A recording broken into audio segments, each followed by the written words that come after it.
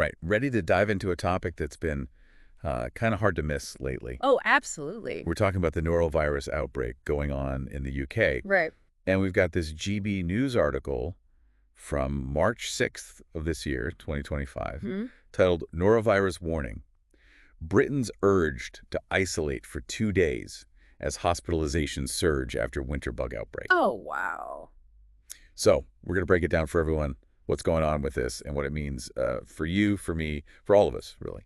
Sounds good. So, I think what really struck me right away was just how many people are ending up in the hospital because of this. Yeah, the article starts off with that statistic, and it is pretty alarming. Yeah. Hospitalizations more than double what they were this time last year. More than double. That's crazy. Yeah. Over 1,000 people hospitalized daily last week. I mean, That's a lot. it's a huge number. Yeah, and while it's down slightly from the week before, Right. it's still nowhere near back to normal levels. So it really makes you wonder, what's driving this spike in hospitalizations? Is it just that the virus is more contagious this time around? Or is something else going on? That's the question, isn't Yeah. it? I mean, increased transmissibility is certainly a factor. Right. But there could be other things at play, too. Like what?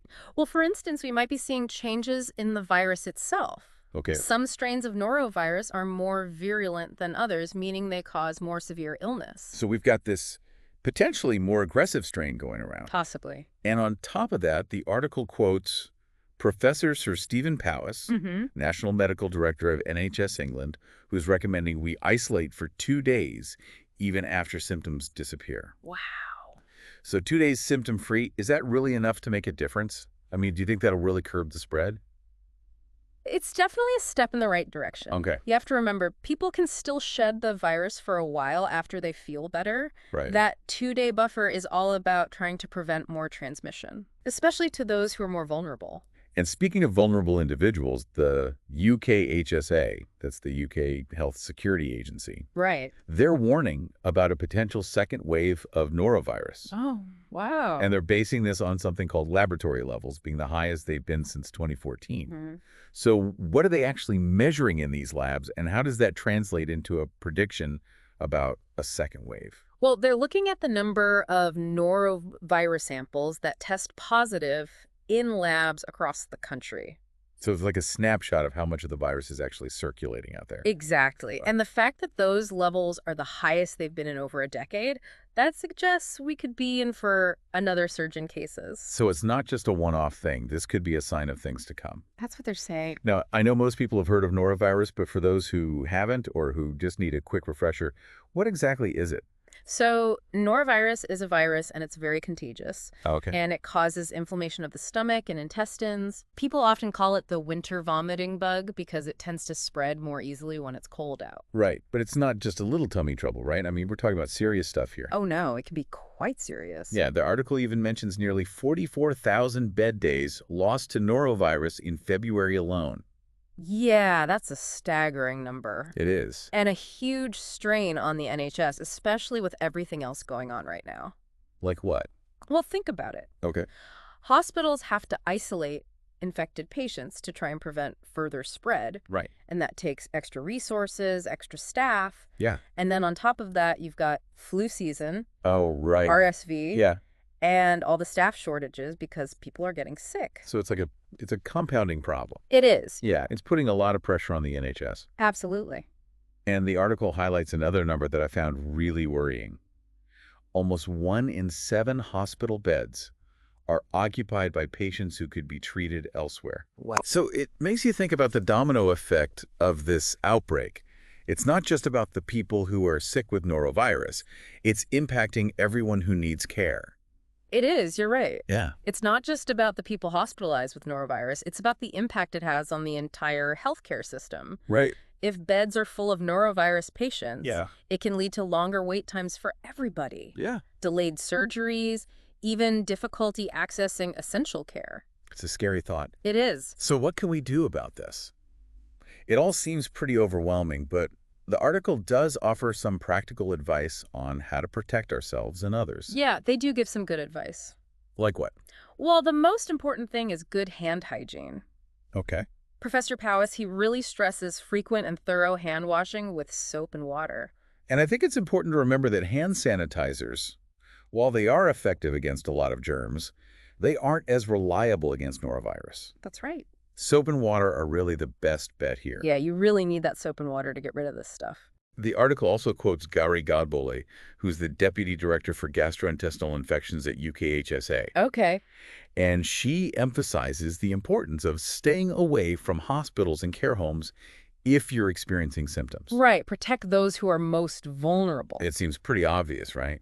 But I guess it's worth repeating, It is. especially with this potential second wave coming. Absolutely. Godbole also suggests staying home from work, school, or nursery for 48 hours after symptoms subside. Right. Is there a reason for that specific time frame, or is that just a general guideline?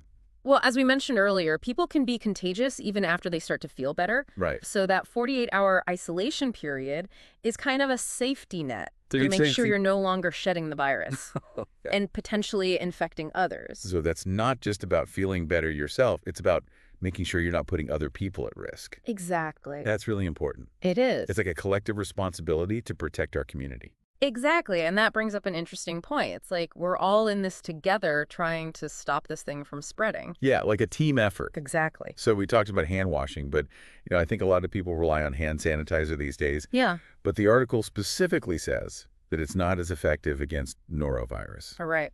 Why is that? Well, it's because most hand sanitizers, they use alcohol to kill germs. Right. And while alcohol is really good at disrupting the outer layers of a lot of bacteria and viruses, Yeah. norovirus is different. Okay. Its structure is different, so the alcohol doesn't penetrate it as effectively. So it's almost like norovirus has this protective shield that the alcohol just can't get through. Exactly. So soap and water are the way to go. You got it. Okay. So that's good to know. Soap and water, back to basics. Back to basics. The article also mentions that it's super important to stay away from hospitals and care homes if you're feeling sick, Right. which seems kind of obvious, but I guess it's worth repeating. It is, especially with this potential second wave we've been talking about. Right. You really want to protect those who are most vulnerable. It's not just about protecting yourself. Exactly. It's about protecting everyone around you, Absolutely. and especially those who are already dealing with health issues. You don't want to bring norovirus into those environments. Right. Makes sense. Yeah. The article also suggests staying home from work, school, or nursery for 48 hours after symptoms go away. Mm-hmm. Is that, I guess I'm wondering, is there like a scientific reason for that specific time frame, or is it just a general rule of thumb? It's not just a random number. There is some science behind it. Okay. Studies have shown that people can still shed norovirus for a few days after they feel better. Hey, wow. So that 48-hour period is kind of like a buffer I see. to make sure you're really not contagious anymore. So it's not enough to just feel better. You have to wait it out a little bit longer. Exactly. You have to think about the people around you. And that can be tough, Yeah. especially for people who can't afford to miss work. Right. It's a real challenge for some people. Yeah, it is. And it highlights the need for better policies that allow people to stay home when they're sick without having to worry about losing money. Yeah, definitely. Things like paid sick leave and flexible work arrangements could really make a difference in preventing the spread of these kinds of illnesses. It's interesting how something as, I don't know, as simple as a stomach bug can really bring up these bigger societal issues. It does, doesn't it? Yeah, It's not just about individual health, it's about how we support each other as a society. definitely. And speaking of things that maybe we don't always think about, the article mentions avoiding preparing food for others while you're recovering from norovirus. Oh, yeah, that's an important one. It's not something that I would have immediately thought of as a big risk factor. It's easy to overlook, but it's really crucial. So even if you're feeling well enough to cook, you could still be shedding the virus. Exactly, and you could unknowingly contaminate the food. And norovirus is pretty tough to get rid of, right? It is. It can survive on surfaces for days, even weeks. Wow. So it's not just about being careful when you're actually sick. You have to keep those precautions going even after you start to feel better. Right, you got to think about those surfaces. So any specific cleaning tips for, if you think a surface might have been contaminated? Well, the good news is that norovirus is susceptible to bleach. Okay, that's good to know. The CDC recommends using a bleach and water solution to disinfect surfaces. Okay, good old bleach does the trick again. It does, yeah. So we've talked about hand washing, isolating ourselves, and being careful about food prep. Anything else people can do to stay safe, especially with this possibility of a second wave on the horizon? Well, one thing we haven't touched on yet is vaccination. Oh, is there a vaccine for norovirus? Not yet, but there's a lot of research going on. Really? I didn't realize that was even a possibility. It's been a challenge to develop a vaccine. Why is that? Well, there's so many different strains of norovirus, and immunity to one strain doesn't necessarily protect you against the others. That makes it tricky. It does. So it's a tough nut to crack, but they're working on it. They are, and there are some promising developments in the pipeline. That's exciting. A vaccine could be a real game changer, especially for people who are at higher risk. It would be a huge breakthrough. Yeah, so fingers crossed for that. Yeah, definitely. But until then, it seems like our best bet is a combination of vigilance, common sense, and maybe a healthy dose of hand sanitizer. After a good scrub with soap and water, of course. Absolutely. Don't forget the soap and water. Right. Always got to go back to the basics. Exactly. And I think that brings us back to that bigger question that the article raises. What does this potential second wave mean for us as individuals and as a society? And what can we do to be more prepared? Yeah, that's the real question, isn't it? It is. It's not just about getting through this current outbreak. It's about thinking long term. Right. And building resilience for the future. And that's a conversation that we definitely need to continue. You know, it's kind of crazy to think we started this deep dive talking about a single news article about norovirus. Right. And now we're having these big picture conversations about individual health, community action, even systemic change. It's true. We've really gone down the rabbit hole. We have, but I think that's what makes these deep dives so interesting. I agree. It's not just about skimming the headlines. It's about really understanding the complexities of an issue.